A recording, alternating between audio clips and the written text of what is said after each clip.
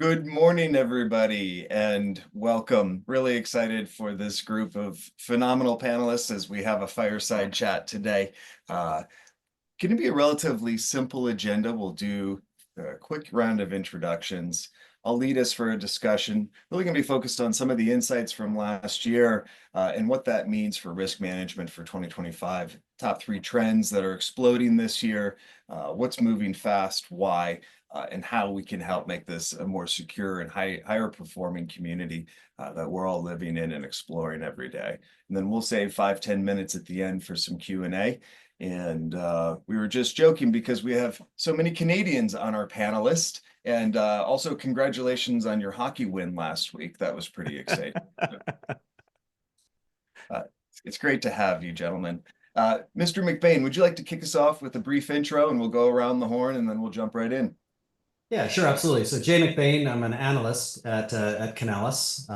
Canalys is Latin for channel. So we kind of look at all things in managed services as well as all the services that wrap around our $5 trillion industry. I've been at this 30 years, including a stint at Autotask in the early days before Datto, before Kaseya. And from those early days, I get to be an analyst now, kind of measuring and trying to report on all these changes that are happening. So great to be here. Thank you, Jay. Mr. Mora? So my name is Andrew Moore. I'm the new CRO for Cork. I've actually been in the channel for 11 years. Cut my teeth at a file sync and share company, Anchor, then got recruited over to Autotask with the Datto merger, and then went back to Axient, and then spent the last 5 years over at Pax8 doing the distribution and marketplace world before joining Cork, and now over here and found my place. So happy to be here with all you gentlemen. Thank you, sir. Mr. Ray? Funny, I try to find that mute button after 20 years of working on Zoom. Rob Ray, I am the corporate vice president of communities and ecosystems for Pax8. Pax8, by the way, Jay, means peace and luck. I had to look that up now that you actually were talking about what the meaning of Canalys was. Nice. Yeah. I've been with Pax8 now for a couple of years, getting out there and working on the transformation of our organization from distribution over to new marketplace, new buying trends, those kinds of things. That's after a 10-year career over at Datto, helping build cybersecurity practices over there, data protection practices over there. I've been in the MSP channel for about 25 years. Yeah, blessed to be here. Thanks, Dan. Thank you, Rob. Mr. Birmingham? I feel like the young guy here. So I started on MSP about 15, 16 years ago. Yeah, we've been Datto partners. We were one of the early partners in Cork. Another Canadian, I believe, was the first, and we were the second. So Cork is very, very Canadian. What do you say that?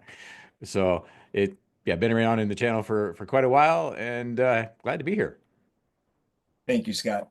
And I'm Dane Candy, the CEO of Cork.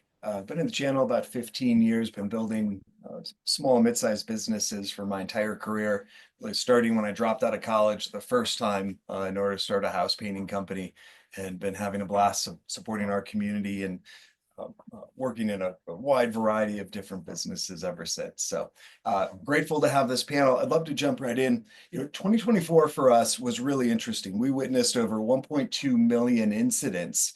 And of that, 88% of the ones that were concerning were caused by human error. One of the major things that we focus on is trying to shrink that attack zone in particular. We witnessed for SMB, we witnessed business email compromise and phishing attacks increased by 720%. So much of our work for this year and beyond is really helping the humans in our business and in our community close all of those doors so there's less error and less accessibility for some of the threat actors. I'm really curious, what are you seeing in this space? When you think of 2025, what are some of the best practices or the needs to focus on for this year? Who wants to go first? Well, I can set it up. As analysts look at risk and risk management for MSPs, we kind of break it into 8 categories. And I know we'll be talking about several of them today, but obviously cybersecurity fits, kind of number one, compliance, regulatory, business continuity, disaster recovery. Number 4 is supply chain, third party. Talk a lot about risk, PSA, RMM, and other, tools presenting external risk. Legal and contractual risk.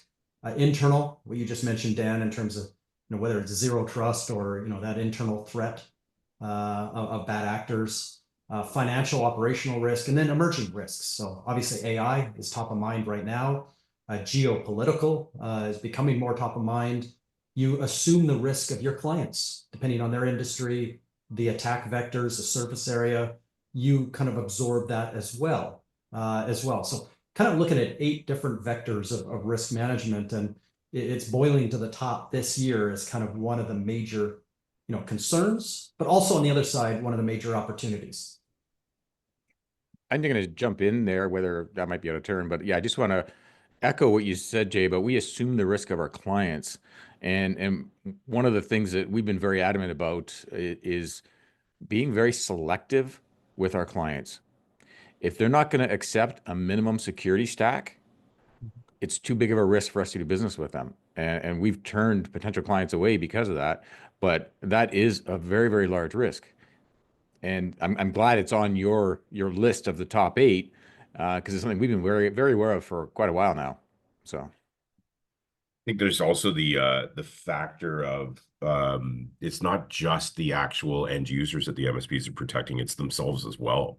Because the MSPs, and we've seen this over the last number of years, is like they've literally been the target because they know, the bad actors know that by attacking the MSP, that actually gets them to even more companies. It's the same model that vendors use to sell stuff. We go to the MSP so they can go to many. It's the same thing that the bad actors are using. We go to one so they can get to many. So, Scott, you're absolutely right. Like MSPs should be very selective and almost insisting on certain practices that these end users need to have. But unfortunately, that temptation of business or revenue is just too hard sometimes, that it's not easy to turn away somebody that might not be as prepared for this as you'd like them to be, and hope that, maybe one day they'll change. It's like any bad relationship, right? You just hope one day they're going to change.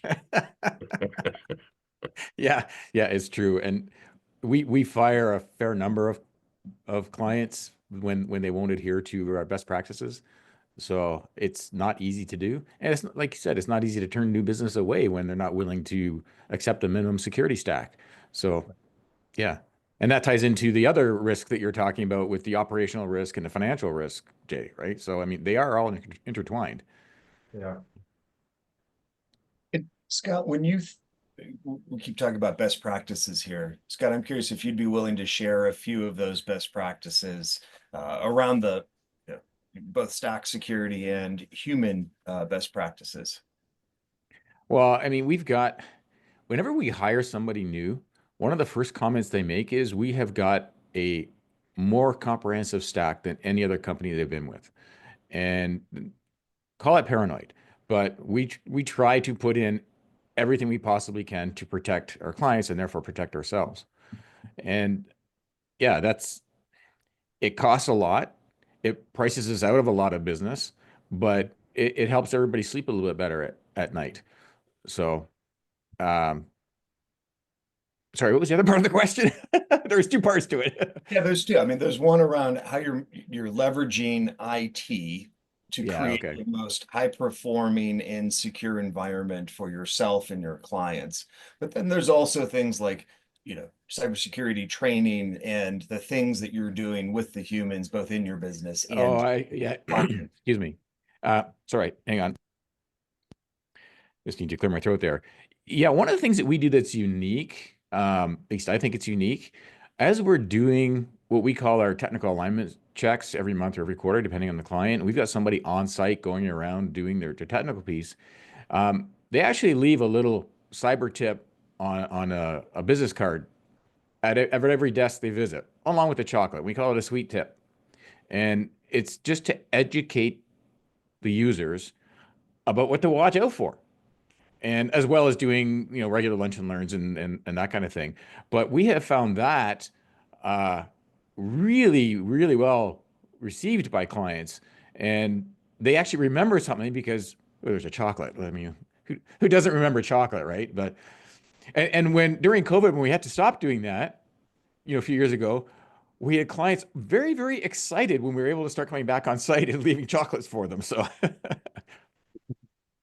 I that's know just one of the things we do to address the human part, right? So, absolutely. Bribing my 6-year-old or my 9-year-old with a little bit of sweet to get some homework done certainly produces some results. it works with adults too, right? So, Yeah. So kind of flipping it over, what trends are exploding this year? Rob, you're always on the road. I don't know if you even remember what your home bed, feels like. You talk with more MSPs than I can even imagine. I'm really curious, what's top of mind as you have all of these conversations? What's critical that we address this year? Well, I appreciate you asking me first because I know Jay McBain's chomping at the bit. He's got a list of his 10 things because he's the highlight expert at this stuff. So maybe I can get a couple of good ideas in here. It's security vulnerability obviously is critical through all of this, and everybody's still really focused on that. I mean, I think it's an obvious thing to say because everybody's talking about it, but also everybody's trying to leverage it or find ways in which to leverage it and find better ways to attack people, that kind of thing. So I mean, there's definitely the AI conversation is there, but I'm finding that the AI conversation isn't so much of how can we use these things to protect ourselves? There's still more fear around what the future of it's going to look like, as opposed to optimism on how it can actually help out.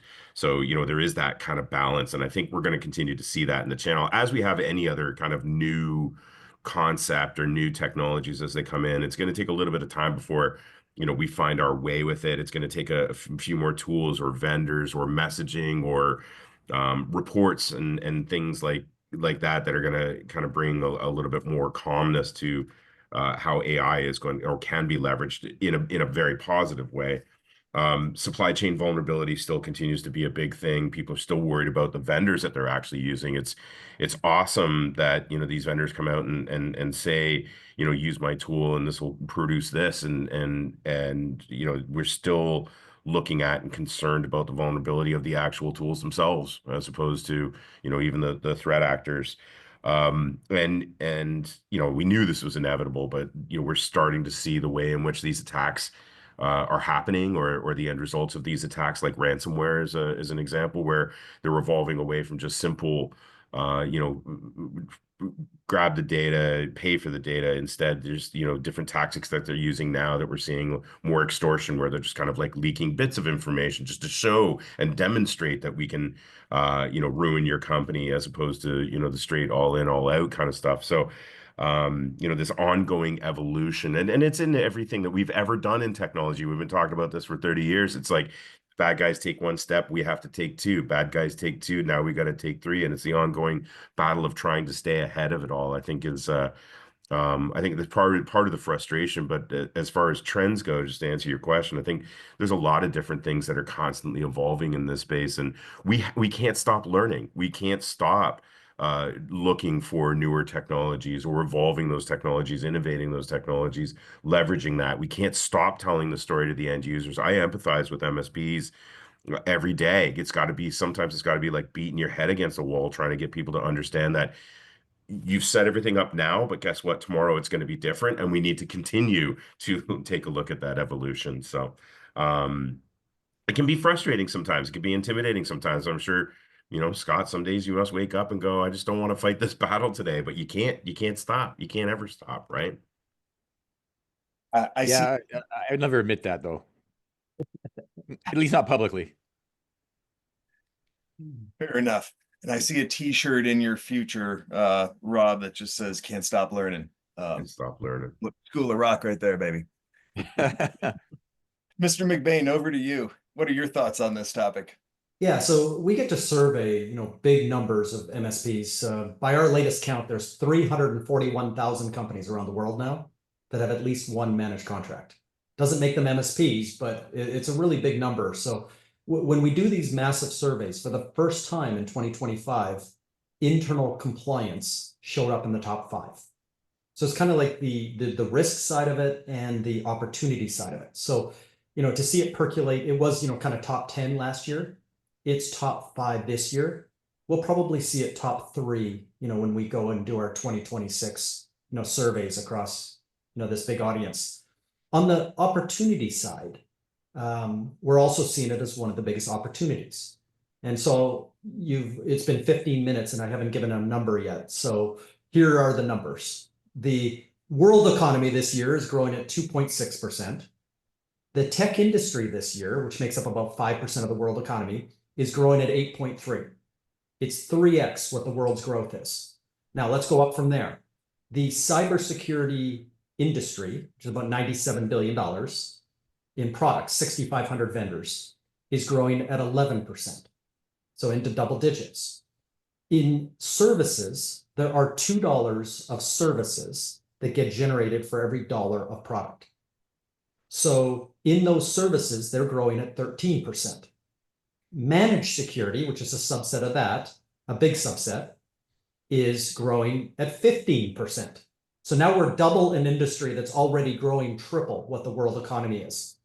When we talked about compliance services, this is turning it around, Scott, and taking that to the customer and helping them with all 8 of these things and not doing that for free. Those are growing at 28. Double what managed, double or quadruple what the tech industry is growing at. This is a product line that MSPs need to dig into. This is where Cork is.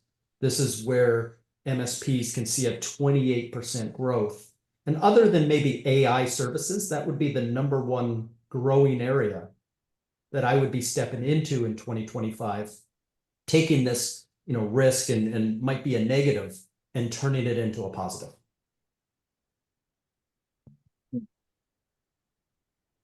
And it's curious, you mentioned compliance. Yeah, I wouldn't mind having an offline discussion on that because I see a very different market between Canada and the US when it comes to compliance, right? And I don't know if other people have seen that as well, but yeah, and we are seeing differences. Europe and Asia Pac and Latin America. So there are very large, there's 193 stories, 193 countries and different stories, given, some of the recent geopolitical and the moves and things like that. And the willingness for customers, to spend money on that as opposed to just assuming that's part of your current contract. yes. The biggest issue around compliance is about how serious people have been taking it. Like, I think that's been the biggest issue, is just trying to get people to understand, especially in the SMB space, right? And where we're dealing with this is like, how serious do they take it? So I'm curious about your comments, Scott, and I'm taking over, Dan. Curious about your comments, Scott. Like, do you find Canadians are more diligent when it comes to compliance or less? No, it's the opposite. It's the opposite. Yeah. We don't have nearly the legislation in place. Like in the US, you've got FTC safeguards, which so many companies have to follow. We don't even have that up here in Canada. It's actually very disappointing. We have got some small SMB frameworks, but there's no implication to not have it. It's a marketing. If somebody goes for like, I'll just use the Candigi 104. If somebody goes for that, it's a marketing ploy. They want to differentiate themselves from their competition. There's no regulatory requirements. Now, having said that, we do have some government. If you're doing work for the government, it's coming out. Was it CPPC or whatever later this year? But that's pretty restricted. On a broad sense, you don't have anything like they have in the States. So it's a voluntary thing as opposed to a mandatory thing. And so the opportunity we're seeing is bigger in the US for compliance than it is in Canada. I don't know, Jay, am I off the mark there or not, based on what you've seen? So No, we're getting you off are. topic. I'm sorry, Dan. No, So, it's a good topic. I mean, there is a regional, story here. And it kind of comes down to 2 things. One is, customers investing in this, which links to insurance, it links to the courts and precedents that are being handed down through the judicial system as well. Have you taken all reasonable precautions? Have you, for the size of your company, made the appropriate investments? And yes, you can walk through cybersecurity and zero trust or SASE if you're a bit larger, or NIST, or on the smaller side. But as it gets through the other 7 categories, have you invested in the services? Do you have an expert like Scott that's in there, consulting with you to make sure. And that would be a step in front of a judge. That would be a step in front of, a defense. And, if you land up on the, front page of the Globe and Mail or the Toronto Star with a breach, the second paragraph is, did you do enough? And I think that's the difference as well, is that goes in behind this. And I think Cork is, a good conversation, to have, is how do we build a platform around this? And how can we take something that, easily packaged, that is in an industry that's growing at 28%, and go find those customers that are willing and maybe more mature on the scale to go and have, these kind of conversations. I'd love to drive home the point that Scott made. In fact, I can slam the semi through the brick wall in this one, because Cork is in the business of doing three things really well. One, we've got our compliance insights, so we're able to see where there's risk in the ecosystem. The second is, when there is an incident, then we write checks, right? We instantly show up to pay out and help the client and help the MSP. So everybody stays in business. It's a universal right to stay in business during these attacks. The third thing is, we do this in a resaleable, consumable model where we work really well with cyber insurance, and it provides MSPs the ability to have financial risk conversations with C-suites and to profit from it. I have paid more money to Canadian businesses than I have to American businesses. Gotta start doing business in Canada. Yeah. Much by risk. a significant factor, right? So That's not a good stat to hear. but to your point, Scott, you're obviously a core customer. You have been one of those that has been at the forefront of servicing your clients. Love to have you tell the story, not me. And we've been able to support you through that, and write checks that are meaningful to you and your clients, so that we can, if nothing else, keep everybody moving, keep the lights on, and get back to work. I can say our client was very appreciative. So we just bundle in Cork, the base package, with our MSP offering. We can always upgrade from there, but it's a must-have. And again, if you're not willing to pay for that, you're not going to be a client. So we had forced that upon our MSP clients. There is zero pushback anywhere. And Amanda Groves, she owns a law firm, actually quite close to us. You mentioned who it was, human error. Maybe it was you, Dan. Yeah, 88%. She made a human error. She owns the law practice, and she got a phishing email that looked very legit, and she's got MFA on all of her stuff. But when she went to, go log into SharePoint to retrieve this document that she needed to do, and she got the dual push, she's like, yeah, I'm logging in. And guess what? Now she was compromised. So it out of that, of course, alarm bells went off. I mean, we already had indicators of compromise, and we're already looking into it when she called. But the great thing was the response that our IR Cork covered. All the consulting time that we did with her insurance company, she didn't have to pay for that. Cork covered. And when I know Dan likes to tell everybody that he will even buy lunch for your team. It's true. I had to make sure that I had pizza as a line item in what we submitted to Cork. So if anybody's ever doubted that, don't. Thank you, Dan, for buying my team lunch. Hey, everybody's got to eat. So yeah, and she's ecstatic, and there's a case study on the Cork website, and I think it's on ours as well, talking about how grateful she was about being able to respond, and that she didn't have any money out of pocket. Nice. I think there's a piece of this that you're missing here. You mentioned about all the things that Cork actually does. There's a one piece, and we used to talk about this all the time at Datto. Andrew will remember this as well. The one thing that I heard was, great product, great price, all those types of things, was I just sleep at night, right? And I think you got to, sometimes we take that for granted. It's just that reassurance that if things do go sideways, and Scott, I'm sure you can back me up on this. If things do go sideways, I think I have enough protection here to be able to even sleep a little bit better at night. That's sometimes it's overlooked, but sometimes that's just a critical piece because there's so much risk here for the MSPs, the MSP business, those kinds of things. And there's this transformation that we're actually seeing away from just the MSPs being simple solution providers and becoming more strategic advisors. Right. We just don't resell tools anymore and layer some services around it. Like we literally need to be involved in the actual planning, practice, execution, all those things. So, as a result, you take a look at the role of what the MSP has been versus what it needs to be and where it's all heading. It's being way more strategic than they have in the past.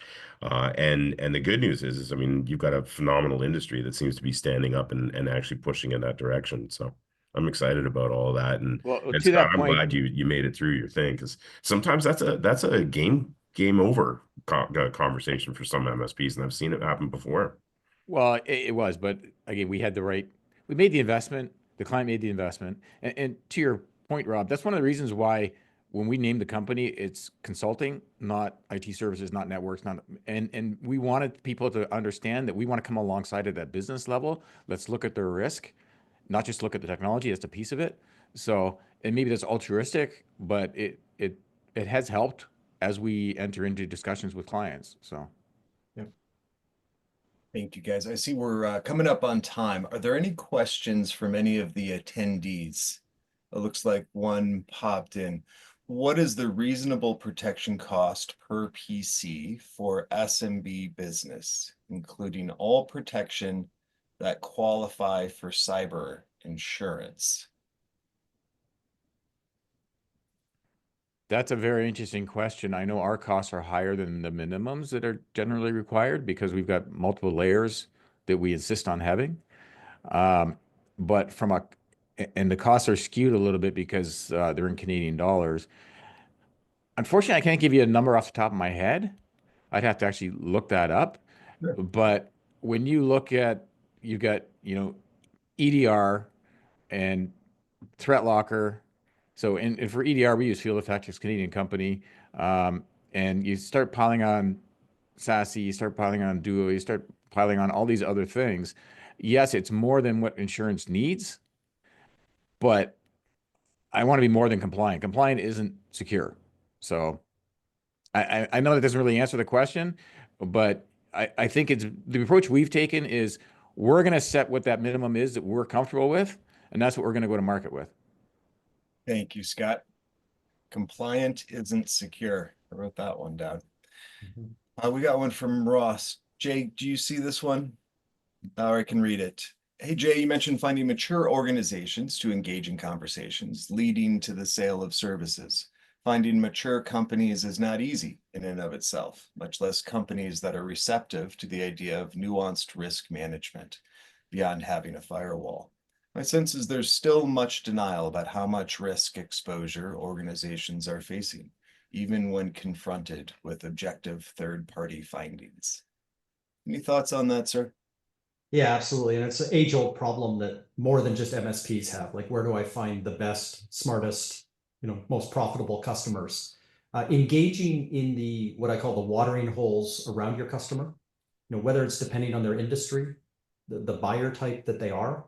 If they have, a CISO role versus a CIO role, maybe another line of business, understanding, where they are and surrounding them in the things they read and the places they go, and especially the people they follow. A lot of the word of mouth and a lot of the places that they use to be influenced can kind of differentiate the conversation or where they are in their maturity. So, the MSPs that we see grow the fastest are the ones that dig into that industry and those local groups and getting into social and search and getting around into events and peer groups and associations that surround your customers. And the ones that tend to dig in, you'll find sitting on the boards, you'll find vocal, you'll find them, maybe even speaking at a Chamber of Commerce event on compliance or something like that. But they tend to hang around with each other as well. So word of mouth, once you find a few of them, becomes larger. And then you can start expanding your scope of those that have reached, and maybe those at the next tier that are very close, to having this conversation and, getting access to those as well. But this is more of a marketing conversation than it is just hey, can I just do can I go to Zoom info and download a list of mature people? The answer is no. Thank you. Another question came in. I'm happy to take this one. It's about, will the tariffs be impacted by cybersecurity insurance business? And I spend a fair amount of time, with cyber insurance brokers, carriers, reinsurance, and I haven't seen any real disruption on the insurance side of the equation. I don't know if anybody else has witnessed something different than what I have. I think, Jay, you were starting to do some research around the impact of tariffs on our space. You and I had talked about this just not that long ago. Have you produced anything yet? Yeah, well, most of the tariffs, it's a day-to-day thing. You feel like a Star Trek captain asking for a damage report in the morning. But most of them keep getting delayed, and most of it's on the hardware side. Hardware that comes out of China and things like that. On the cyber and cyber insurance side, that's been secondary. There's not a direct impact at this moment because we're moving bits, not atoms in many cases, and obviously the services around them. So not a direct, risk early in the year, but this is the geopolitical risk kind of things. Things can change on a hourly basis as we kind of flood the zone in this new era. The fact of the matter is most partners are looking at the broader hardware and other sides of their business and inflationary interest rates, other things that, have an impact on their own financials. Thank you, Jay. I see one more came in. There's a thank you to you, Jay. And then I'd like to have a guideline in order for all of the small MSPs to follow, what product to choose. Say money, $500,000 cyber protection per client. Just have NinjaOne and RevRoot installed for my clients. Is that enough? What other protection agent and monitor should I have? At what cost? A lot of questions all in there about what your stack and your financial protection can look like. From my perspective, just a quick overview. Having a few of these items around RMM, EDR, and kind of on, it really creates that ecosystem that allows the financial risk protection to exist. When you've got 4 or 5 of these activities wrapped around the endpoint, you become the front of the pack of the gazelle. Your clients are leading, and as everybody's running away from the lions in the Serengeti, we all want to be in the first 3/4 of those. We don't want to be the trailing. And so that's where Cork is able to really help make sure that you're in the front of the pack.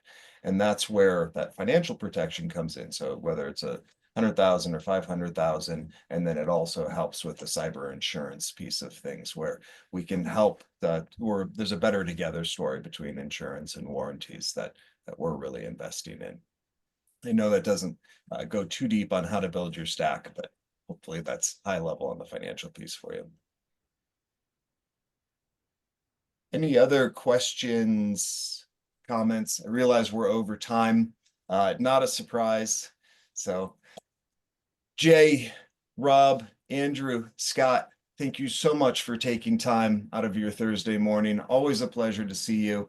I know you're a very busy gentleman, and it's been great to get into some numbers, some anecdotes, share some stories, and much love to you. Be safe. Peace. Thanks. Thanks, everybody.